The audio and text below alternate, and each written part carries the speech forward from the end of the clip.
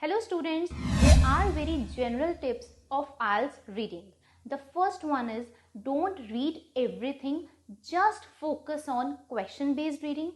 Then the second one is make use of skimming to gain the overall view of the written text. The third one is exercise a skill of scanning to trace the specific details. The fourth one is mark the keywords to find the answers quickly.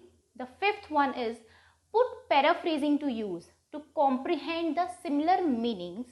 The sixth one is avoid spelling mistakes and look out for the grammatical errors. The seventh one is abide by the rules by going throughout the IELTS reading instructions.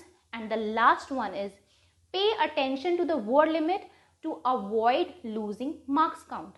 Save this reel. For more such reels, follow the page on Instagram. Thank you.